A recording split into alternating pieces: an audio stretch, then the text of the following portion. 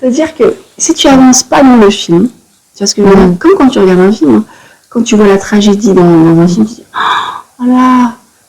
Mais en fait, quand tu avances, tu vois les belles choses. Mais si tu stops et tu veux plus avancer, tu cristallises l'événement et tu cristallises ta vie. Tu vois ce que je veux dire? Et c'est dommage. Avance, avance. Il y a des choses qui t'attendent. Ça, vraiment, c'est le conseil que je donne à tous. Communiquer. Même si tu crois sur le coup que c'est un bénéfice, entre guillemets, de rien dire, tu dis, on va éviter le conflit, etc. Non, c'est mieux. Je te jure que non. On a tous notre enfant intérieur, d'accord? Et si notre enfant intérieur, on veut l'étouffer ou... Non, mais ça, c'était quand j'étais petite. Tu me parles... Maintenant, ton enfant intérieur, il continue de te frapper, d'accord? Et si tu l'entends pas, bah, c'est la grande, en fait, ou le grand, ça impacte sur ta vie d'adulte. Ayat Arbaoui est psychologue, coach de carrière, auteure et conférencière. Sa vision, promouvoir un monde où chaque entrepreneur peut réaliser ses aspirations professionnelles et personnelles avec confiance et succès, tout en équilibrant harmonieusement ces deux facettes de sa vie. Elle les accompagne pour entreprendre un véritable voyage de découverte de soi, dans le but d'atteindre leur objectif personnel pour faire décoller leur vie. Grâce à son expérience, Ayat guide les personnes qu'elle coach pour rallumer l'étincelle qui sommeille en chacune d'elles et qui attend de briller. Mais justement, tu sais, par rapport au fait que toi, donc, parce que tu fais tellement de choses, t'es psychologue, c'est ça, t'es coach, auteur, conférencière, tu réunis des gens, tu fais tellement de choses. Ouais, c'est des choses qui m'inspirent. Ouais. En fait, quand tu vois ça comme ça, tu te dis psy, coach, conférencière, auteur, etc. Tu te dis, mais où est le lien? Mais en fait, il y a un fil conducteur. Moi, c'est ça. Il y a un fil conducteur avec tout ça. Et pour moi, c'est pas tu sais, à l'opposé ou au contraire, ça fait partie de mon pluriel. En fait. Ça fait partie de moi et pour moi, il y a une cohérence dans tout ce que je fais. Ouais. Comme tu dis, il y a l'humain, il y a l'envie d'amener le meilleur, d'amener vraiment, de tirer les gens vers le haut, de créer des mouvements, de faire des choses bien. Moi, je pars du principe où on ne sait pas quand est-ce qu'on va partir. Donc, mon principe, c'est fais tant que tu es là. Sème tant que tu peux. Et que le jour où tu pars, d'accord, le jour où la mort vient te chercher, c'est pas tu dis non. Là, j'ai encore des trucs à faire. Tu peux repasser. Ça se passe pas comme ça. C'est ce que je veux dire. J'ai envie que quand elle vient, et ben, en fait, j'ai le smile. Et quand elle vient, ben, ok, c'est bon. Je pense que si je me retourne derrière, je pense que je suis assez satisfaite. Et je pars sans regret. Et aujourd'hui, on connaît le pourcentage en fait, de personnes tu sais, qui arrivent en fin de vie, qui ont un regret énorme en fait, d'être passées à côté de leur vie. Donc les pourcentages, ils font peur, d'accord? Parce qu'en gros, combien? Tu veux savoir? Non, c'est 3% des personnes meurent avec satisfaction. J'ai pas voulu te dire l'autre côté, mais c'est... voilà. Il y a même une majorité de gens, d'accord, qui partent avec un regret de ne pas avoir eu la vie qu'ils voulaient, de ne pas avoir suivi le métier qu'ils voulaient, la personne qu'ils aimaient, plein de choses. Tu sais ce que je veux dire? Mais s'en rendre compte sur le lit de leur mort, en fait, parce que c'est là où ils ont le temps, entre guillemets, de défiler leur vie. Rétrospective de fin de vie. Exactement, exactement. Moi, j'ai fait, en fait, quand j'étais étudiante, j'avais du temps, chose qu'aujourd'hui, du temps, ou ça, c'est un peu plus short. Mais quand j'étais jeune, du coup, j'étais étudiante et en même temps, je travaillais et j'avais quand même du temps. Je me disais, j'ai envie de donner du temps aussi sur quelque chose, sur une action humanitaire, une action de bienveillance. Et j'ai contacté une association qui s'appelle Au bout du fil. Au bout du fil, en fait, c'est une association qui... En fait, c'est une plateforme, d'accord, qui te met en contact avec des personnes âgées. Et du coup, tu n'as pas leur numéro direct parce que ça les protège. Par contre, toi, tu mets tes disponibilités, eux, ils mettent leur disponibilité. Et quand ça matche avec un, Tu vois, ça peut être, eux ils sont disponibles par rapport à un anniversaire et tout. Donc tu sais que quand tu vas les appeler, c'est leur anniversaire. Donc tu leur souhaites joyeux anniversaire. Voilà, c'est pas forcément un anniversaire, mais ils sont disponibles. Donc. Et j'ai eu énormément d'échanges avec eux. Et je te confirme qu'il y a beaucoup de regrets. C'est-à-dire que c'est pas un fake ou quoi. C'est beaucoup. Mais comment on explique justement ces regrets? Qu'est-ce qui nous empêche en gros d'avoir la vie qu'on veut, tout simplement? Parce que en fait, tu vas pas écouter ta voix intérieure. La majorité, en fait, vont se conformer, d'accord? Vont se conformer à ce que veut la société, à ce que veulent leurs parents, à ce que veut l'école, à ce que veut, voilà. Surtout, tu vois, ah non, mais l'autre, il fait comme ça, il faut que je fasse pareil. Sinon, parce qu'il y a ce besoin aussi d'appartenance. Et donc, si tu n'as pas ce besoin d'appartenance, tu te sens rejeté. Pour les mecs, ils ont cette force de, même si je suis rejetée, c'est pas grave, etc. Mais il y en a, c'est un besoin limite viscéral. Et donc, du coup, rejeté ou appartenance. Rejeté ou appartenance, appartenance. C'est quand même moins fatigant. Tu vois ce que je veux dire? Donc, ils vont se conformer. Et au fur et à mesure, ils vont s'éloigner finalement de leur axe, de leur alignement, de leurs valeurs, de leurs principes, de ce qui les fait vibrer.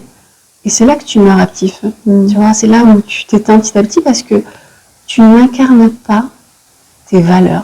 Ce qui te prend vraiment au trip, ce qui t'aime le plus, ce qui te fait vibrer, tu vas l'étouffer.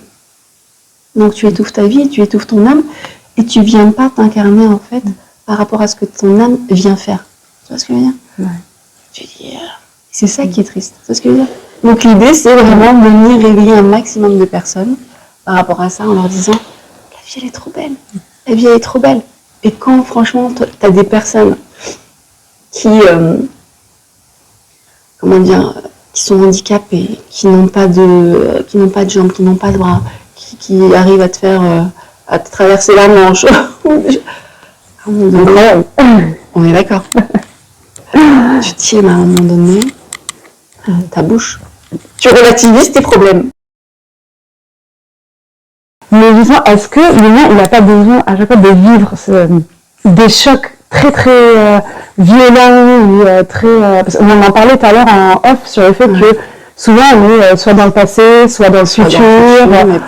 Mais est-ce que quand il nous arrive une maladie, un accident, on perd l'usage des jambes, de la parole, alors quand on est chanteur ou quelque chose comme ça, est-ce que ça nous renvoie pas à alors c'est sûr que quand tu as un choc, ça favorise. Mais pas toujours. Il y en a, ils peuvent avoir 2-3 cancers, etc. et continuer dans la même dans le même état d'esprit. Tu vois ce que je veux dire? Des fois, il y en a qui comprennent pas. C'est-à-dire que la vie, elle est trop belle. Elle t'envoie des messages. C'est-à-dire que quand elle t'envoie, par exemple, une maladie, un accident, etc., c'est pas qu'elle t'en veut ou elle te dit tiens, cher et tout. Non, c'est vraiment, t'es pas aligné, t'es pas dans ton axe. Tu vois ce que je veux dire? Et c'est un espèce de secoue-toi. Donc, elle va te donner un petit coup de pied. Bon, tu comprends pas? Bon, ok, on va t'en donner un deuxième. Mais la vie, si tu comprends pas, elle va t'en donner des plus en plus intenses, des plus en plus forts. Soit tu comprends, soit à un moment donné, tu te fanes et tu meurs. Tu vois ce que je veux dire? Mais tu gâches ta vie. Et moi, je pars du principe, vraiment, où on est tous des miracles. Ça, mais regarde comment on vient au monde. On est quand même la fusion de... C'est juste dingue. Est-ce qu'à chaque fois qu'il va y avoir l'acte sexuel, est-ce qu'il y a un enfant qui aboutit? Pas du tout. C'est ce que je veux dire. Et la probabilité que tu naisses, déjà tu remontes, il fallait que tes arrière-grands-parents rencontrent ton arrière-grand-père, rencontrent ton arrière-grand-mère, pour arriver à tes parents et pour arriver à toi. Mais c'est un calcul, un algorithme de malade. Tu vois ce que je veux dire? Donc pour moi, c'est un miracle. La vie est un miracle. Et je me dis que chaque vie est importante. Et mes enfants d'ailleurs, miracle numéro 1, miracle numéro 2, tu vois, pour moi c'est... Et mes enfants ils kiffent. Ah oui, alors j'ai le premier, il me dit, Et moi, je suis son premier miracle. Hein. Donc, il se la raconte. Comment le problème, ça, moi, je suis le premier miracle et tout. Donc, il se la raconte. Mais je sais que ça les interpelle et ça leur... comment dire, ça sème aussi la graine comme quoi ils sont importants. Tu vois ce que je veux dire? Ils sont importants et que leur vie est précieuse. Et l'idée, c'est qu'en fait, ils prennent conscience, finalement, dès leur plus jeune âge, que la vie, elle est importante. Quand on a des problèmes, en fait, on a tendance à zoomer sur le problème, tu vois. Et souvent, je donne l'exemple, en fait, dans mon cabinet, j'ai un super beau paysage avec les montagnes, la végétation luxuriante et tout. Et je leur dis, vous voyez ce beau paysage? Ils disent, oui, on le voit et tout, magnifique. Je leur dis, ben là, vous imaginez, sur un endroit de cet espace, un petit détritus. D'accord? On imagine que là, à cet endroit, il y a un petit détritus. Mais là, c'est votre problème. Et là, vous avez zoomé dessus, et tu ne vois plus que ça. Donc, le 0,1% de problème, en fait, que tu as, va effacer tout le reste. Tout ça parce que tu as zoomé. Et en fait, tu n'as plus conscience de la réalité et de ce qui t'entoure. Parce que quand on va dézoomer, par exemple, imaginons, tu t'es disputé avec une amie, imaginons, tu t'es fait virer par ton patron, imaginons, tu as eu, je sais pas moi, un accident, tu as eu, je sais pas. Et là, pareil, 0,1%, il prend toute la place. Ah non, mais t'as vu ma collègue, ah non, mais t'as vu mon patron, ah mais t'as vu où j'ai perdu mon bébé, ou... Ok, maintenant trouve-moi 10 raisons qui te donneraient le smile. Tu vois? Non, mais tu comprends, et t'as envie de rester sur le oui, mais t'as vu. Non, trouve-moi 10 raisons, en fait, qui peuvent te donner le smile. Et en fait, c'est un exercice qui va t'obliger à voir le verre à moitié plein. D'accord? Au lieu de voir tout le temps ce verre à moitié vide, ouais, mais t'as vu.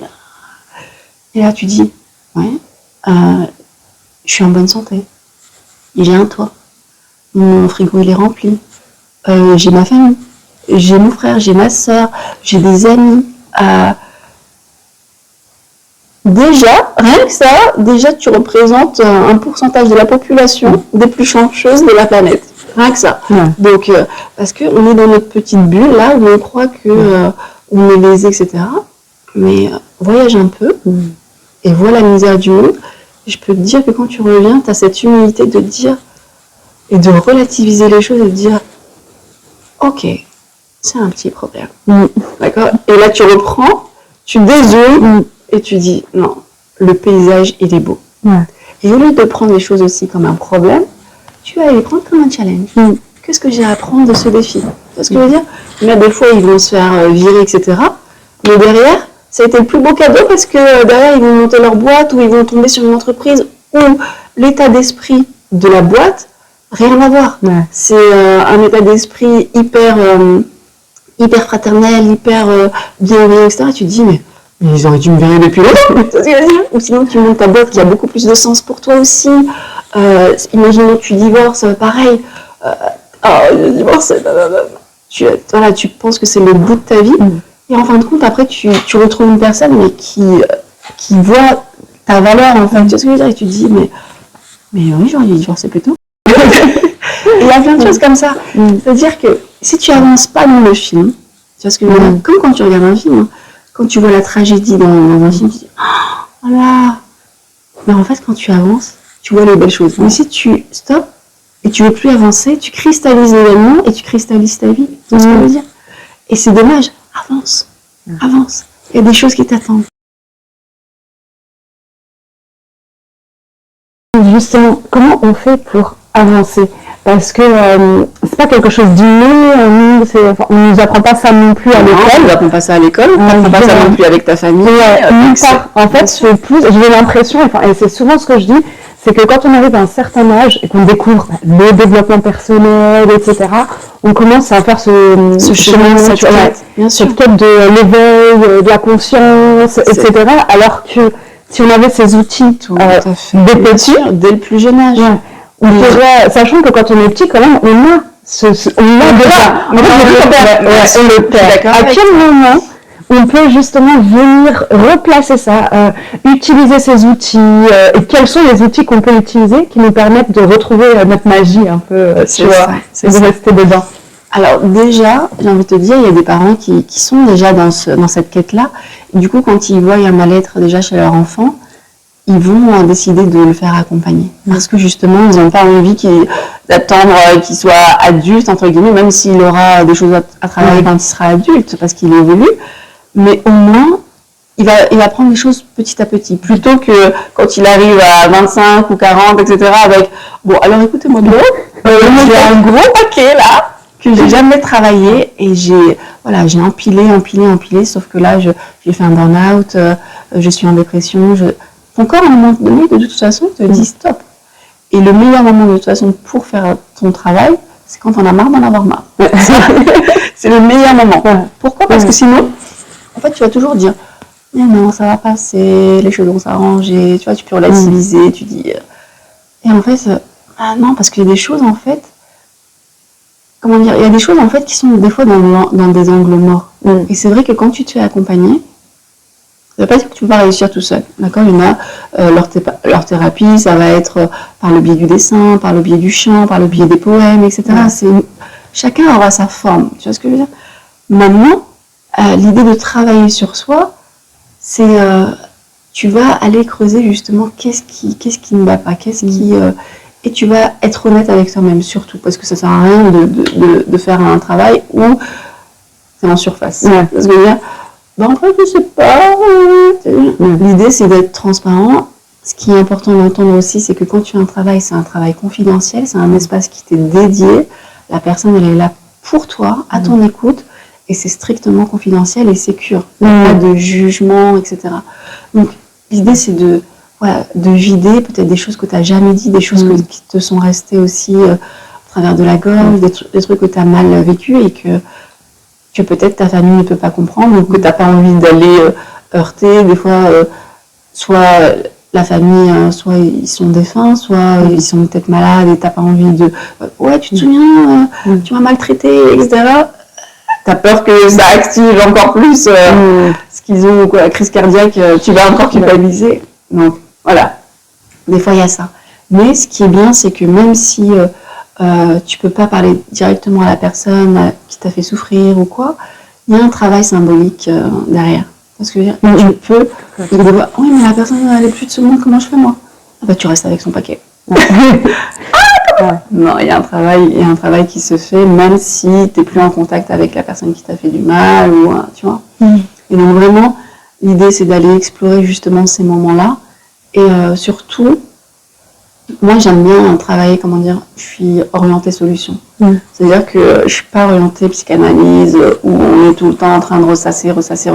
Par contre, d'y passer, pour moi, c'est nécessaire. D'y passer, c'est nécessaire pour aller revisiter en fait ton histoire et revisiter les points où c'est encore actif et qui continue de taper. En fait, même s'il y a 10-20 ans que l'événement a eu lieu, tu sens que ça a tapé, ça tape encore. Des fois, j'ai des cas, par exemple, qui viennent me voir, oui, voilà, j'ai perdu mon père ou quoi. La manière dont la personne va m'en parler, je me dis, mais il est mort hier, en fait. Parce que tellement c'est intense. Ça fait combien de temps ? Ça fait 10 ans. Ah, ok. Et là, tu dis, c'est le gros paquet, quoi. C'est-à-dire que c'est la patate chaude. Parce que je veux dire, elle vit avec cette intensité émotionnelle. Et c'est comme ça que je te disais tout à l'heure, tu cristallises le moment. Tu cristallises et tu passes pas à autre chose. Il y a 10 ans qui se sont passés, mais tu les as même pas vus passer parce qu'au moment où cet événement est arrivé, tu as cristallisé. C'est comme si c'était... J'ai l'impression qu'on le fait plus pour la souffrance que pour la joie ou le bonheur tu vois, dans la vie. Tout dépend en fait dans le cas dans lequel tu as vécu. C'est-à-dire que si tu as grandi justement où tu as des personnes, et malheureusement c'est souvent ça, c'est-à-dire que où tu as des personnes qui ont du mal à vivre la souffrance, etc., tu dis, ok, donc la joie ça devrait être normal, et la souffrance, c'est là où tu dois dépérir, c'est là où tu dois, c'est cool. Et donc du coup, tu modélises en fait, quand tu es petit, tu modélises l'adulte, c'est ta référence. Donc si ton adulte, des fois, tu les vois, en fait, pour les décès et tout, ils sont là en train de s'arracher les cheveux, en train de... Tu sais ce que je veux dire? Et donc, tu dis, ouais, donc quand il y a souffrance, il faut vraiment l'exprimer, c'est viscéral, etc. D'un côté, c'est bien de sortir sa souffrance, d'accord? Et d'un autre côté, c'est aussi important d'accepter aussi la mort. C'est-à-dire que si tu acceptes la vie, tu acceptes la mort. C'est un deal. Ça peut paraître paradoxal, mais on sait tous qu'on va mourir. Et des fois, on vit par contre comme des Highlanders. D'accord? On vit comme des Highlanders. Ah, vas-y, je lui fais la tête pendant 2 jours, pendant 1 semaine, pendant 1 mois. Ah oui, parce que tu sais qu'il va rester là, il va t'attendre ou elle va t'attendre pendant... Tu sais pas. Ah ouais, je la verrai le mois prochain, je la verrai. Ah ouais, on va discuter. Là, j'ai pas le temps, vas-y, la semaine prochaine. Qu'est-ce qui te dit que elle sera encore là, elle sera encore là ou tu seras encore là, etc. Tu vois ce que je veux dire? Et franchement, si on vivait plus avec cette épée Damoclès, mais pas en mode angoisse, mais plus à savourer la vie en se disant que c'est maintenant que ça se joue en fait. C'est maintenant, voilà, il y a une dispute, on va crever l'abcès. On t'attend que les émotions redescendent parce qu'en général, quand les émotions sont à leur plein potentiel, il n'y a plus de raison, d'accord? La raison, elle devient rikiki. Et l'émotion prend tout le dessus. Donc, même si tu parles de oui, c'est important de communiquer et tout, avec ta communication, d'accord? Il n'y a pas de. Tu vois rouge, t'as un taureau. Tu vois le tissu rouge, tu fonces. Et il n'y a que ça qui. Donc, c'est important de laisser redescendre l'émotion. Et là, les choses peuvent reprendre leur cours. Et là, tu peux. Mais l'idée, c'est de communiquer. Et il y en a beaucoup, justement. Il y a beaucoup de problèmes qui sont liés aussi à la communication. Beaucoup de personnes qui sont des cocottes minutes aussi. Parce que il y a des personnes, il y a des cocottes minutes, on va dire, internes, et il y a des cocottes minutes externes. C'est-à-dire qu'il y en a qui implosent, il y en a qui explosent. Et j'ai envie de te dire, je préfère ceux qui explosent, même si c'est pas de la bonne manière, mais ils ont moins de risques, on va dire, de santé, de problèmes de santé. Parce qu'ils sortent tout. Exactement, ça sort. Alors, peut-être pas de la bonne manière, ça, je veux dire, parce que ça va être fait pas forcément de la bonne manière, ça va blesser l'autre. C'est pas bon pour soi et pour l'autre. Complètement, et dans la relation. Et dans la relation, tu vois, ça va être vraiment nocif. Mais ils le sortent. Alors que celui qui l'implose, ça reste comme ça à travers de la gorge, il garde, et à un moment donné, en fait, tu as un réservoir. Et ce réservoir-là, en fait, il a une limite. Il a une capacité d'accueil, mais toi, tu crois que c'est un réservoir sans fond. Vas-y. C'est qu'à un moment donné, il va y avoir le petit événement. Et là, tu expliques, et là, c'est complètement disproportionné. En fait, tu pètes un câble parce que je t'ai pas passé le sel. Mais non, c'est pas pour ça, c'est pas grave. C'est vrai, t'as la liste derrière des choses qui te travaillent dessus. Bien sûr, parce que tu dis, j'aime pas le conflit, vas-y, je passe l'éponge, En fait, t'as pas passé l'éponge. T'es en train de le mettre dans le réservoir et c'est en train de s'accumuler, de former des couches. À un moment donné, t'es un être humain et ce réservoir-là, il a une limite. Et c'est pour ça que tu pètes un câble à un moment donné, tu dis, mais il est hystérique, il pète un câble. Mais en fait, non, c'est le cumul. Et ça, vraiment, c'est le conseil que je donne à tous. Communiquer. Même si tu crois sur le coup que c'est un bénéfice, entre guillemets, de rien dire, tu dis, on va éviter le conflit, etc. C'est mieux. Je te jure que non. Je te jure parce qu'après, tu vas le payer encore 10 fois plus. Déjà, de par ta santé, et de yeux, au niveau relationnel, en fait, tu vas tellement envoyer du lourd à un moment donné que tu vas faire flipper la personne. En fait, tu vas dire, mais en fait, je te connaissais pas. Mais en fait, c'est très bon. En plus, t'as des personnes qui sont très douces, très calmes et tout. Et quand t'as vu, c'est ça, c'est l'eau qui dort. C'est l'eau qui dort. Mais c'est jamais très bon. Les personnes qui sont dans cet état, oh, il est gentil, etc., et qui acceptent tout, faut faire attention. Faire attention parce que, et beaucoup de gens, en fait, pensent, tu sais, c'est bon, il est gentil, elle est gentille, il dit rien, etc. Mais il y a un seuil. Et quand il dit rien, t'inquiète pas qu'à un moment donné, son seuil, il va arriver. ton seuil il va arriver. Parce qu'en fait, on est dans une relation dominant-dominé. Et que toi, parce qu'il dit rien ou parce qu'elle dit rien, tu dis c'est bon, donc mes besoins, je peux les assouvir, entre guillemets. Mais l'autre, apparemment, ses besoins sont pas. Voilà, il dit amen à tout, ou elle dit amen à tout. Donc, et l'autre, c'est souvent par amour. C'est souvent des personnes qui sont en dépendance affective et qui sont prêtes à tout, entre guillemets, inconsciemment, pas toujours conscient, et acceptent beaucoup de choses. Sauf qu'à un moment donné, ils voient que, d'accord, j'accepte.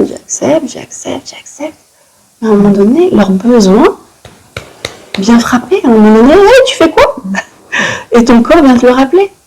Et à un moment donné, c'est là où ça s'inverse. C'est ce que je veux dire? C'est là où ça s'inverse. Et l'autre, celui qui était dominé, va se réveiller et du coup, il va... En fait, souvent je dis, on passe du paillasson à l'hérisson. Non mais c'est ça, tu acceptes, j'adore l'image. Tu passes du paillasson à l'hérisson. C'est-à-dire que tu dis oui, pas de problème. Hein. En fait, tu deviens un automatisme. Tu veux tellement l'amour de l'autre que oui, bien sûr. Ok, oui, bien sûr. Et toi, en fait, à l'intérieur, c'est non. En fait, ça passe même pas par la case de réflexion. C'est tellement automatique. On te demande quelque chose.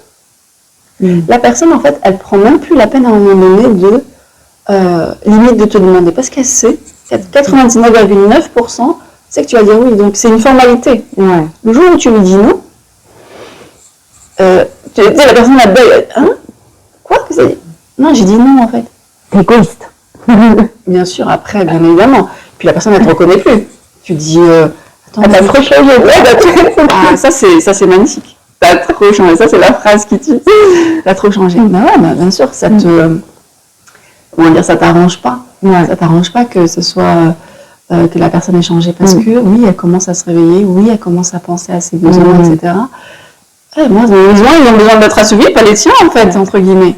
Et si tu es dans une relation égoïste, entre guillemets, où il n'y a que tes besoins qui priment, et l'autre non, et ben à un moment donné, tu vas payer le prix. Parce que la personne, la personne, elle dépérit. La personne, elle dépérit. Donc, soit elle dépérit et à un moment donné, elle va mourir, d'accord? Parce que c'est la réalité. Soit à un moment donné, elle se réveille parce que c'est trop pour elle. Tu vois ce que je veux dire? Ça va être trop. Et l'idée, dans la relation, quelle que soit la relation, c'est qu'elle soit gagnant-gagnant. Une relation gagnant-gagnant. Tes besoins sont importants, mes besoins sont importants. Et si nos besoins respectifs, on ne peut pas les atteindre à 100% parce qu'on a une vision tellement différente, alors on trouve un compromis. C'est-à-dire que, ok, je n'aurai pas 100% de mes besoins. Alors j'avance un peu vers tes besoins, et toi aussi. Et donc, du coup, tu vois ce que je veux dire? On est vraiment dans cet amour de l'autre, on est dans cette bienveillance vis-à-vis de l'autre, et mes besoins sont aussi importants que les tiens. Est-ce que si je devais résumer la bonne communication, est-ce que c'est d'être capable d'identifier et d'exprimer ses besoins, et de comprendre les besoins de l'autre? Tout simplement. Tout simplement, c'est vraiment, tout simplement. Après, sur le terrain, c'est autre chose. C'est autre chose. Parce qu'il y a beaucoup, en fait, de critiques. Donc, et en fait, on ne nous a pas appris à communiquer. Et en fait, l'autre, c'est lui le problème. Toujours la raison de mon mal-être. D'accord? Et donc, on a souvent tendance à pointer l'autre du doigt. Et j'ai envie de t'inviter à... Regarde, en fait, quand tu pointes l'autre, il y a plein d'autres doigts qui viennent dans ta direction. Ça te montre, avant de pointer l'autre, regarde de toi et reprends ta responsabilité, en fait. Qu'est-ce qui fait que tu es pas bien, en fait? D'accord? Et l'idée, vraiment, c'est d'éviter le tu. D'accord? Ça, on l'apprend en CNV, en communication non violente. Le tu qui tue la relation. D'accord? C'est mon mot technique. Le tu qui tue la relation. Le tu qui tue la relation. Parce que c'est vrai. En fait, t'es comme ci, t'es comme ça. Et puis l'autre, il va monter crescendo. Et toi, tu t'es pas vu. Et ça prend des proportions disproportionnées. Tu vois ce que je veux dire? Donc, non. En fait, l'idée, c'est... Tu reprends, en fait... il y a un schéma qui est OSBDA, qui est 5 lettres. O pour l'observation, le S pour sentiment, le B pour les besoins, le D pour la demande et A pour action. Le O, c'est tout ce qui est factuel. C'est quand tu m'as dit ça, 2 points, et tu voulais donner, tu recites exactement ce que la personne t'a dit, sans exagération. Parce que voilà, il y a ça aussi. Et ça limité. Voilà, parce que si tu reprends pas ce que la personne a dit, la personne va dire non mais t'abuses, j'ai jamais dit ça. Donc c'est le meilleur moyen de faire défiler la personne parce qu'elle va dire non, j'ai pas dit ça. À moins qu'elle soit de mauvaise foi, la personne voilà, elle sait ce qu'elle a dit, elle va dire oui, ok. Quand tu as dit ça, ces sentiments. Je me suis sentie comment? Tu t'es sentie comment en fait? Quel a été ton besoin satisfait dans l'histoire? Je me suis sentie blessée, je me suis sentie trahie, je me suis sentie pas respectée. Tu dis ce que tu ressens. Et les gens en fait ne se concentrent pas sur le ressenti, tu sais ce que je veux dire? Mais ils ont cette tendance à pointer c'est ta faute en fait, si je suis pas bien, c'est ta faute. Mais on dit mais c'est quoi ton émotion? C'est quoi ton ressenti? Tu vois ce que je veux dire? Donc on est obligé de revenir sur le ressenti, c'est vraiment la base. Et une fois que tu as dit ça, tu vas sur les besoins. Parce que, en fait, j'ai été blessée parce que j'avais besoin, en fait, dans notre relation. Et là, tu parles de besoins universels. Il y a le risque, en fait, dans les besoins, que la personne réutilise ça, mais c'est le chien qui se mord la queue avec j'ai besoin que tu. J'ai besoin que tu sois différent, j'ai besoin que tu. Non. J'ai besoin de quel besoin universel? Et là, ça va être besoin de respect, besoin de com, besoin d'harmonie, besoin d'amour. Tu vois ce que je veux dire? C'est dans ce sens-là. Tu redonnes les besoins universels de la personne. Après, tu as quoi? Tu as le D, c'est la demande. Donc, est-ce que tu serais d'accord pour que la prochaine fois, dans cette situation, en fait, soit tu me dis les choses autrement, soit, par exemple, si tu viens en retard, que tu me préviennes. Là, tu peux utiliser le tu parce que c'est une suggestion, c'est une proposition. D'accord, c'est une demande. Et ce que j'aime à dire, c'est une demande. Donc, je pense que c'est une demande, c'est pas une obligation. La personne peut ne pas être d'accord. C'est-à-dire que tu fais une demande qui, toi, peut t'arranger par rapport à tes besoins. Mais pour l'autre, la personne peut dire ok, c'est bien gentil, mais ta demande, moi, j'ai pas envie d'agir comme ça. Tu t'arrêtes pas là. Tu t'arrêtes pas là. Ok, je vois. J'entends. Donc, ma demande ne te correspond pas. Ok. Par contre, on va essayer de trouver en tout cas une solution qui te convienne, qui me convienne. Parce que si ça se répète, je vais être aussi encore lésée. L'idée, c'est qu'on soit quand même dans une relation justement gagnant-gagnant. Et donc, du coup, ma demande ne te convient pas, c'est ok, il n'y a pas de souci. Donc, on va faire une gestion de conflit. On va faire comme une espèce de brainstorming où, voilà, pas de censure. On exprime des idées. Je pense que déjà, quand on est dans cet état-là, on gère déjà mieux nos émotions à ce moment-là parce que ça redescend. Bien sûr. On se concentre sur le fait de. Comment j'ai bien dit? C'est ça, exactement. Après, j'ai envie de dire, il y a ton intention. Et ça prime en fait sur la technique. Tu vois, ça te donne une espèce de trame, d'accord, pour essayer d'avoir une communication qui est la plus correcte, on va dire. Mais ce qui prévaut, c'est vraiment ton intention. C'est ce que je dis toujours, parce qu'en fait, tu as beau utiliser le SPDA, si tu le dis avec un ton hyper agressif, avec un regard qui tue, c'est mort, parce que ton non-verbal et ton paraverbal représentent beaucoup plus de pourcentage que ton verbal, d'accord? Ton verbal, il représente que 7%, et le reste, il est dispatché entre ton paraverbal et ton non-verbal. T'imagines? C'est énorme. Donc, il y a le verbal, ok, mais ton non-verbal, en fait, si tu regardes la personne, bon écoute, alors ce qui m'a touché, ok, il y a le fond et la forme. D'accord? Il y a le fond et la forme, ça c'est hyper important. Si je t'écris un message, je t'aime, d'accord? Et je le mets dans une enveloppe, et je refais le même message, je t'aime, dans une enveloppe, et que j'en froisse un, et l'autre je le laisse intact, d'accord? Tu aurais envie de prendre lequel instinctivement? Lequel t'attire le plus? Le froissé ou le lisse? Pourtant c'est le même message, tu vois ce que je veux dire? Tu prendrais lequel? Et il y a le fond et la forme. Tu vois ce que je veux dire? Il y a le fond et la forme.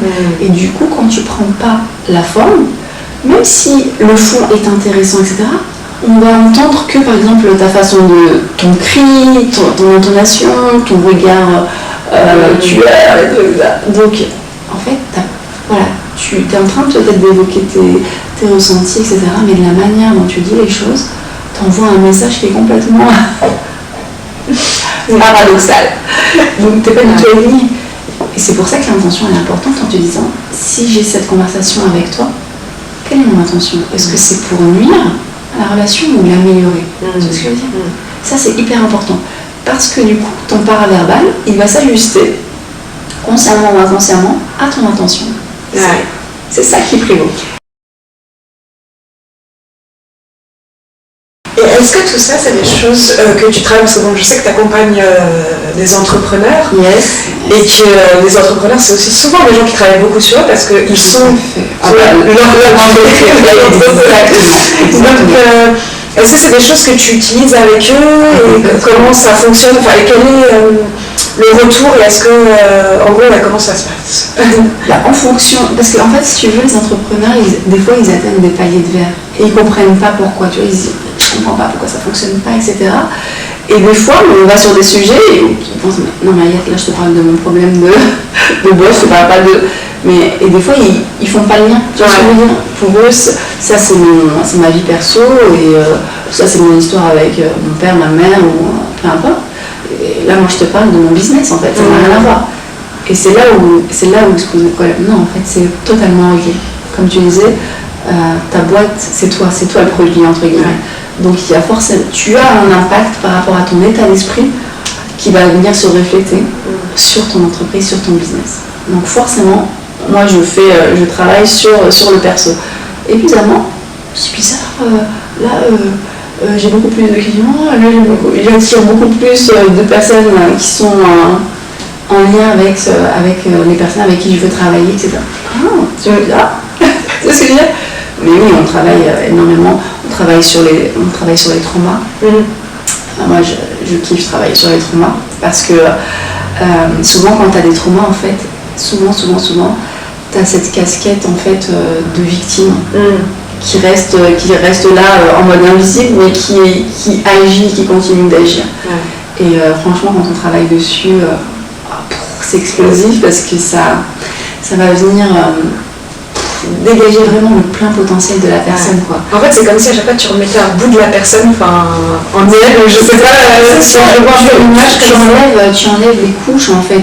C'est-à-dire que elle va sentir pas assez, je suis pas assez ceci, je suis pas assez confiante, je suis pas assez... Et elle va se blâmer, elle va se victimiser, non, je comprends pas, non. L'idée, en fait, je t'explique, tout est en toi déjà. C'est juste que tu as mis des couches, d'accord? Et on va venir travailler justement sur ces couches-là, et notamment les croyances. Tu vois ce que je veux dire? On va venir travailler sur les croyances limitantes, où tu te crois pas capable, où tu crois que tu mérites pas, où tu crois que... Tu vois ce que je veux dire? Et des fois, il y a ce lien en parallèle avec la vie perso, ta vie d'avant, ta vie d'enfant, etc., qui continue, parce que on a tous notre enfant intérieur, d'accord? Et si notre enfant intérieur, on veut l'étouffer ou... Non, mais ça, c'était quand j'étais petite, tu me parles... Maintenant, ton enfant intérieur, il continue de te frapper, d'accord? Et si tu l'entends pas, bah, c'est la grande, en fait, ou le grand, ça impacte sur ta vie d'adulte. Donc, c'est hyper important. Des fois, cette notion d'enfant intérieur, tu dis... C'est quoi ça? C'est quoi ça? Non, mais c'est bon, je suis un adulte, je suis une adulte. Non, en fait, on a notre enfant intérieur et il a été blessé, on a cru des choses qu'on pouvait faire, qu'on ne pouvait pas faire, on nous a intimidés, parfois critiqués, insultés, etc. Brimés aussi. Il y a combien de briseurs de rêves dans notre société, que ce soit au niveau parental, que ce soit au niveau du système scolaire, que ce soit dans l'entourage, etc. Il y en a plein qui ont de rêver, ça va pas beaucoup. La vraie vie, c'est pas ça. C'est ça. C'est bon, les rêves. Tu vois, je trouve ça trop beau en fait. Mais oui. Et il y en a, tu vois, je sais pas, des fois ils ont des carrières, oui, qui est hors norme. Je vais être footballeur, je vais être chanteur, je vais être chanteuse, etc.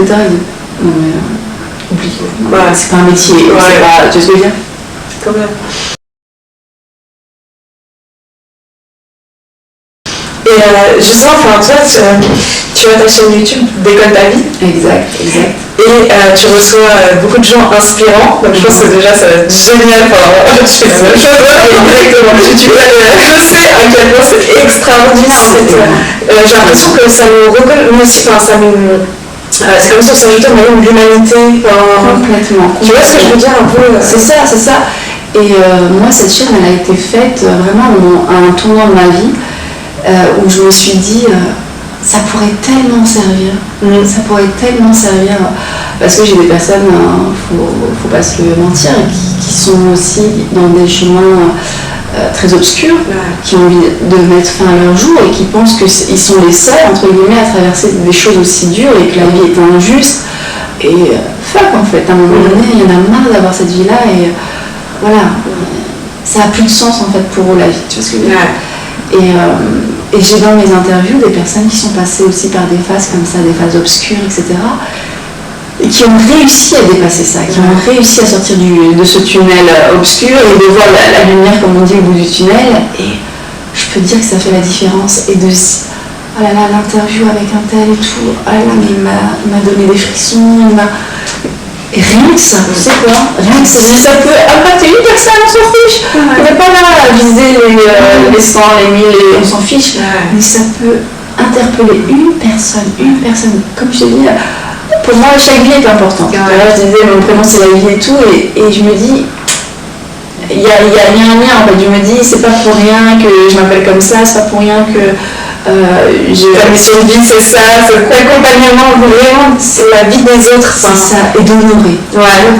D'honorer notre vie parce que je me dis qu'on ne sait pas quand est-ce qu'on part.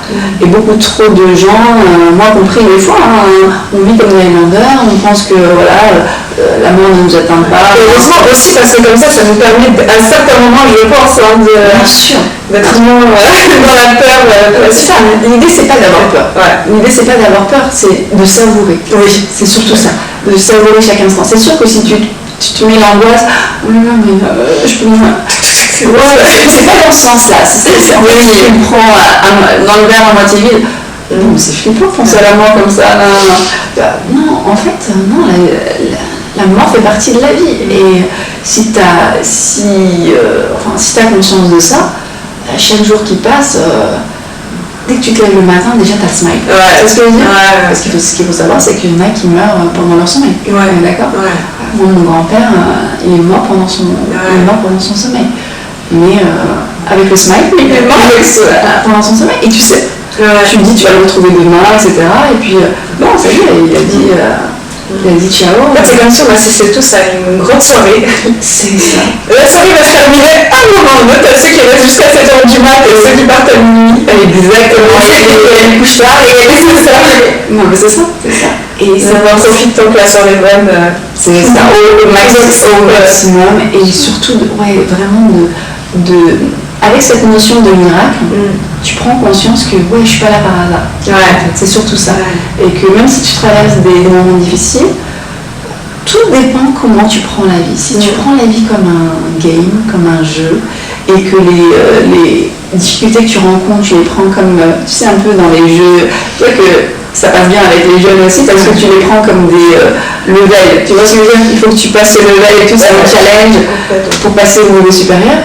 Ok, allez, let's go. Tu retrousses tes manches et tu te dis, on va la quête. C'est exactement ça. Et c'est ça, la quête en fait, c'est ce qui est le plus beau. C'est pas le résultat final, parce que de toute façon, on ne sait pas jusqu'où on peut aller par rapport à ce résultat-là. Mais c'est toutes les étapes que tu vas traverser, c'est tout le chemin que tu vas parcourir, les personnes que tu vas rencontrer, les connexions, les rencontres. Et cette chaîne-là, franchement, pour moi, voilà, c'est semer des petites graines. Tu vois ce que je veux dire? Semer des petites graines et peu importe, même si demain je suis plus là, etc. Il y aura voilà, c'est ça. J'aurais contribué à mon humble niveau, entre guillemets. Et c'est ça qui est chouette, en fait. C'est-à-dire qu'il y a des personnes qui sont défuntes et tout. Je pense par exemple à Pierre Rabhi, etc. Par exemple, tu vois, qui ont laissé quand même des messages aussi à l'humanité. Ils sont plus là, mais leurs messages continuent à être transmis, à être véhiculés. Et c'est ça, quoi de plus beau, entre guillemets, de laisser... Tellement d'accord. Et même si c'est pas à l'échelle, entre guillemets, j'allais dire nationale, régionale, on s'en fiche. Si ce n'est que rien que ton entourage, d'accord, on ne vise pas le mondial ou quoi que ce soit. Déjà, si tu peux impacter ton entourage, Mais un peu comme ce que tu disais tout à l'heure sur justement le miracle de la vie, c'est qu'on est un parmi, enfin, il est arrivé une multitude de combinaisons et tout pour les donner naissance. Alors de la même manière, je pense que si ton message impacte ne serait-ce qu'une personne, il peut y avoir un effet domino, on ne sait pas, tu sais, mais d'une manière tellement belle par la suite. Complètement. Là, quand tu me dis ça, tu vois, je pense à une vidéo, à une petite vidéo en fait où c'était en Asie et une personne avait nourri entre guillemets un petit orphelin comme ça qui était dans la rue, etc. Et cet orphelin avait grandi, etc. Et la personne qui le nourrissait, en fait, c'était un restaurateur. Et ce restaurateur-là, un jour, il a eu une crise cardiaque ou quoi, il est parti à l'hôpital. Et on ne me dit pas que j'avais ici, on ne me dit pas que. Et je te jure, des trucs comme ça, tu vois, je parle direct. Et c'était pas. C'est trop bien. Allez, on va remonter là, mais c'est ça en fait. Quand je te parle, je revois en fait cette scène-là où tu te dis, en fait, celui qui le soigne, c'est le petit garçon en fait qui a été nourri par ce restaurateur. Et tu te dis, mais tu sais pas comment la vie, elle te récompense par plein de moyens. Tu vois, toi tu fais les choses avec le cœur. Tu vois ce que je veux dire? Et t'as des choses, tu sais même pas par où elles arrivent en fait. Tu vois ce que je veux dire? Ouais, complètement. C'est et je trouve que l'humain il est juste magnifique. En ça, en fait, on peut faire de tellement belles choses. Tu vois. Donc, que d'émotions! J'ai l'émotion. Je voulais revenir en fait aussi sur le sujet des sommets que tu organises. Au mois d'avril dernier, tu as organisé un sommet. Est-ce qu'il va y en avoir? Donc j'aimerais bien qu'on vienne dessus.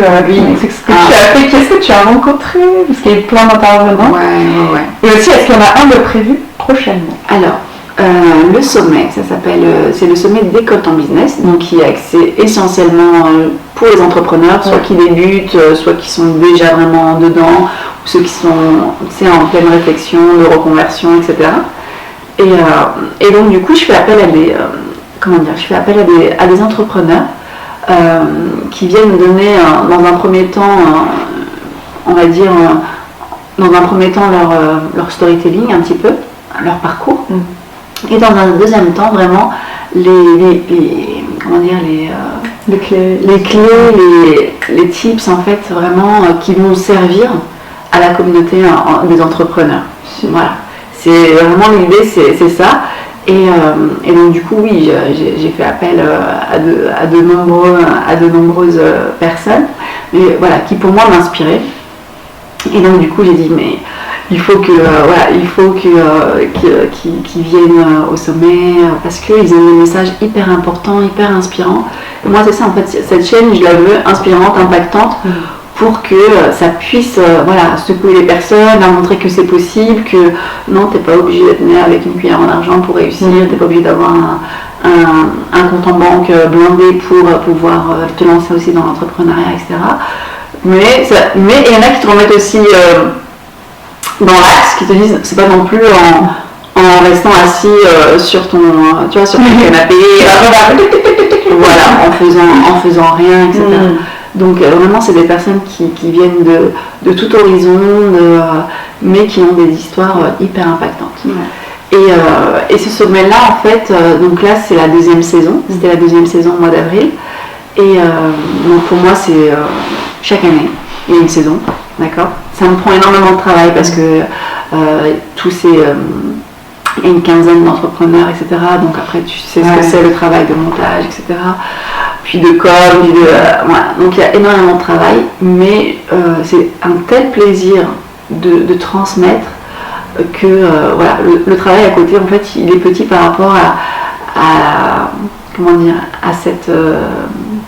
ce plaisir que j'ai en fait de diffuser ce sommet. Et ce que j'aime bien en fait dans ce sommet, c'est que c'est un sommet aussi qui se veut de cœur, Parce que le sommet de base, lui, en fait, quand tu vas prendre des passes VIP, en fait, où tu auras accès à tous les replays, à tous les bonus, en fait, que les entrepreneurs te passent, eh bien, en fait, il va participer aussi à des œuvres humanitaires. Et donc, moi, je suis en partenariat avec une ONG, en fait, au Ghana, qui s'appelle Volcare Foundation. Et elle permet de construire des puits en Afrique, elle permet de construire des centres d'éveil, etc. Et donc à chaque passe, il y a une partie qui va pour cette construction-là, pour moi, elle me dit, il faut qu'il y ait un bénéfice aussi à aider aussi pour l'humanité. On va dire que les entrepreneurs, ils ont aussi pour but aussi de donner en fait une association coup de cœur qui soutiennent. Comme ça fait découvrir aussi à la fin en fait de l'interview, ils nous parlent en fait d'une association qui leur tient à cœur. Il y a aussi des personnes, associations ou des personnes qui ont envie d'aider, tu sais, qui sont un peu des personnes impactantes, par exemple sur YouTube, des personnages publics en fait, mais qui ont une utilité vraiment à donner les bonnes infos, etc. Et donc du coup, ils ont envie de mettre la personne sous les lumières, entre guillemets, parce que ça répond à leurs valeurs, et donc du coup, ils les mettent en avant. Donc voilà, c'est soit ASOS, soit personne qu'on a envie de exactement, qu'on a envie de soutenir. Et que ça continue d'alimenter aussi. C'est ça. Et après, toi, tu vois ce qui résonne pour toi. Tu vois ce que je veux dire par rapport à la sauce. J'ai aucune obligation, c'est vraiment toi si ça résonne. Mais ça permet aussi de découvrir une sauce peut-être, mais jamais tu aurais pensé qu'elle existait. Tu vois. Et il y a. En plus, il y en a, ils ont des noms juste. Enfin, c'est hyper créatif, il va bien penser. Il y en a une. C'est les 1000 entrepreneurs, quelque chose comme ça. Et c'est des entrepreneurs qui vont dans les collèges et lycées et qui parlent de leur parcours et tout pour aller inspirer les jeunes. Légal, tu vois. T'as aussi une assoce, c'est les 1000 rebonds. Et ça, c'est pour tous les entrepreneurs en fait qui ont eu entre guillemets des échecs. Moi, j'aime pas le mot échec, mais au contraire, c'est des rebonds qui ont su rebondir à travers justement ces épreuves-là. Et donc du coup, qui viennent aussi parler de leur traversée. Tu vois ce que je veux dire? Et il y en a plein. Il y en a qui vont parler sur des assos pour les animaux, tu vois. Mais moi j'en ai découvert plein grâce aux entrepreneurs. Tu vois, je me disais, mais je ne sais pas. Rien que quand je te parle, il y en a plein qui me reviennent à l'esprit. Parce que le monde de l'entrepreneuriat et la rencontre avec d'autres entrepreneurs, c'est ça que ça offre de fantastique, c'est sans fin. En fait, tu tombes, tac, c'est ça. Et tu fais des rencontres incroyables. Et moi, ce que j'adore quand je participe à des événements, ou quand je rencontre d'autres entrepreneurs et tout, c'est que je me dis, il y a beaucoup de monde qui œuvre pour un monde meilleur, qui œuvre pour rendre d'autres humains plus heureux, plus alignés, plus... Et moi, ça me chauffe le cœur, en fait. Vraiment, en fait, ça fait du bien, ça existe. Parce qu'on ne voit pas, c'est ça, tu vois, on n'en parle pas. Tu vois ce que je veux dire? Parce qu'ils agissent en sous-marin. Ils existent, et je pense que toi, comme moi, en fait, c'est un peu aussi notre rôle de pouvoir les mettre en avant et leur montrer que, en fait, quand tu es entrepreneur et que tu réussis pour toi, ok, mais quand tu es vraiment dans ton max, tu viens contribuer aussi. Exactement. Et ça, c'est super. Et je sais plus quel entrepreneur disait, mais en fait, il n'y a pas plus d'égoïstes que les pauvres. Pourquoi? Parce qu'en fait, quand tu n'as pas la niaque d'aller réussir ta vie, même si c'est difficile, si tu n'as pas cette fin, entre guillemets, t'es vraiment égoïste parce que tu viens pas honorer ta vie et en fait t'as que tes yeux pour pleurer pour ta vie, déjà que t'arrives pas à honorer entre guillemets parce que c'est la galère, et puis t'as ton entourage qui est en galère et tu peux pas l'aider, d'accord? Donc, désolée, je peux pas t'aider. Et quand tu vois la misère aussi, désolée, je peux pas t'aider, c'est ce que je veux dire. Et franchement, quand tu réussis, c'est un tel plaisir de pouvoir contribuer, de pouvoir voir ces constructions depuis, de pouvoir justement aider des villages. Parce que pour moi, je te dis la vérité, on est au XXIe siècle, l'accès à l'eau, ça ne doit même plus être une question. Parce que je veux dire, on est dans les intelligences artificielles, on est dans une technologie de malade, et en même temps on est au Moyen-Âge. Et à un moment donné, on peut remettre un peu de justesse un peu dans les choses, parce que c'est trop l'opposé. Et pour moi, c'est un droit en fait, c'est un droit à la dignité de chaque vie. Et l'eau, elle devrait être commune à tout le monde. Commune à tout le monde. C'est vraiment ça. Ça aussi, c'est un sujet. Je pense qu'on pourra en reparler parce qu'il y a beaucoup de thématiques autour de l'eau. Enfin, la géopolitique de l'eau, etc. Enfin, les conflits, bref. J'aimerais finir sur une petite touche, un peu plus perso. J'aimerais qu'on revienne à toi quand tu avais 8 ans. Ok. Qui étais-tu et qu'est-ce que tu imaginais de ton futur, si tu as des souvenirs par rapport à ça, et du monde dans lequel tu avais envie de grandir? Ok. Alors, à 8 ans, qu'est-ce que j'avais envie de faire?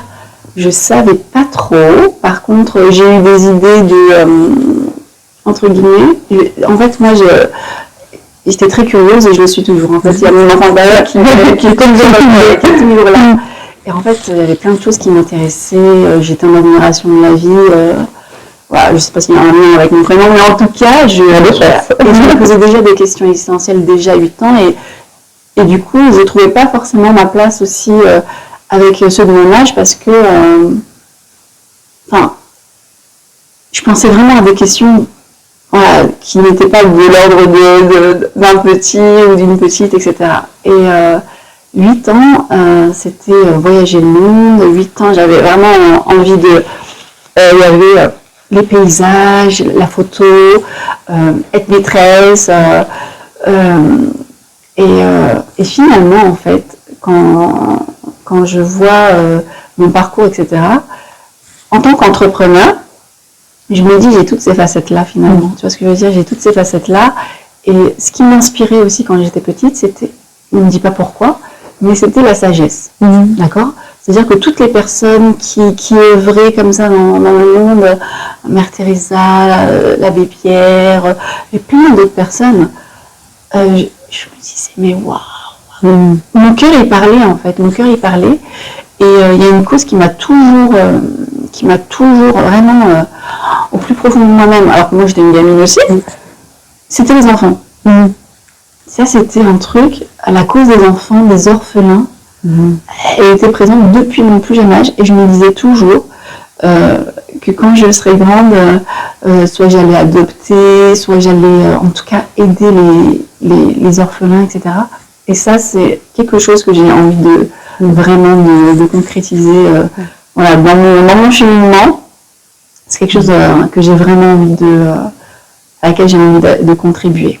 Mais j'ai des projets complètement dingues par rapport aux orphelinats, etc. Parce que je sais aujourd'hui, malheureusement, on ouvre les yeux aussi sur le monde aussi de l'orphelinat dans certains pays, où il y a des trafics, où il y a la pédocriminalité, etc. Et en fait, ce que je veux amener à l'orphelinat nouvelle génération 3.0, c'est leur montrer que même s'ils n'ont pas de parents, ils vont réussir tout autant, quoi. Et qu'ils auront aussi autant d'amour que ceux qui ont des parents. Que les enfants qui ont des parents, ils vont dire « mais moi aussi, tellement, en fait, ils n'auront rien à perdre. Ils n'auront rien à perdre par rapport aux enfants qui ont des parents. Parce que, comme je te disais, la vie, elle est importante. Et on ne connaît pas aussi les causes... C'est pour ça qu'il n'y a pas de jugement aussi par rapport à ça. On ne connaît pas les causes de pourquoi les enfants ont été abandonnés, etc. Donc, c'est facile de juger, on peut faire ça à un enfant, non. Je préfère qu'il soit abandonné que maltraiter les infanticides. Tu vois ce que je veux dire? Il y a ça aussi, tu les retrouves dans les poubelles, tu les retrouves dans les pays un peu comme la Chine, etc., où ils n'ont droit qu'un seul enfant. Si tu as une fille, ciao. Voilà. C'est un peu grossier tout ce que je dis, mais il y a une part quand même de vérité assez importante. Et je veux vraiment que ces enfants-là, ils aient aussi la chance de, comme je dis, la vie c'est un miracle. Donc, du coup, pour moi, ils ont aussi quelque chose à faire. Même ils sont nés peut-être d'une agression, ils sont nés d'une grossesse non désirée, etc. Pour moi, si la pulsion de vie, elle est tellement importante, s'ils sont revenus, c'est qu'ils ont leur place. Et je me dis, ils ont des talents forcément qui sont cachés. Mais forcément, quand tu remplis pas tes besoins primaires, entre guillemets, qu'est-ce que tu me parles de talent, qu'est-ce que tu me parles de rêve, qu'est-ce que tu me parles de... moi, donne-moi juste à boire, donne-moi juste à manger, un toit, je serais déjà... C'est ça, parce que nous, on est dans des sociétés où déjà ces questions-là, entre guillemets, on se les pose quasi plus, sauf pour certains évidemment, mais je veux dire, c'est pour ça que tous les jours, on peut vraiment être dans la gratitude, et ça, c'est un pouvoir immense, la gratitude, parce qu'on ne se rend pas compte de la chance qu'on a. Déjà, nos parents, ils nous ont aidés, justement, voilà, parce qu'eux aussi se sont battus, ils ont tout fait, entre guillemets, pour qu'on ait de quoi manger. Moi, je sais que mes parents, ma mère, voilà, on allait au resto du cœur, etc. Donc, on est passé par des phases difficiles. Donc, je sais que c'était... ils se sont donné la peine, tu vois ce que je veux dire, pour qu'on ait un meilleur avenir, etc. Et donc, gratitude déjà pour tout ce qu'ils ont fait. Et donc, pour moi, c'est la continuité aussi. C'est-à-dire qu'eux, ils ont fait ce qu'ils ont pu. Et puis, pour moi, l'idée, c'est ça, c'est que chaque génération qui vient, elle devient de mieux en mieux, en fait. Tu vois ce que je veux dire, chacun reprend comme un relais. Je te passe le relais à ton tour, et tac, tac, tac. Et eux, voilà, ils avaient leurs limites, ils avaient leurs souffrances, etc. Ils ont fait ce qu'ils ont pu. Nous, on fera ce qu'on pourra, et c'est comme ça. Merci beaucoup. Je suis très contente de t'avoir reçu. Je sais à quel point, encore une fois, l'humain est important pour toi, à quel point d'accompagner. Enfin, je trouve que tu portes très très bien ton prénom à la vie. Et merci pour tout. Et je pense au nom de tous ceux qui t'écoutent aussi, ça va faire beaucoup de bien et de revenir à l'essentiel. À l'essentiel, c'est ça. Surtout, voilà, honorez votre vie, c'est le plus important, et faites ce que vous pouvez pour que vous soyez fiers et que, comme on disait, voilà, si la mort doit venir, vous partez avec le smile. Et ça, c'est vraiment, voilà, ayez le smile dès le matin. Et le smile le matin et avant de te coucher. C'est le meilleur remède. L'ordonnance du docteur. Alors, posologie, c'est ça, exactement. Il n'y a pas de contre-indication. Merci beaucoup. Je t'en prie, avec plaisir.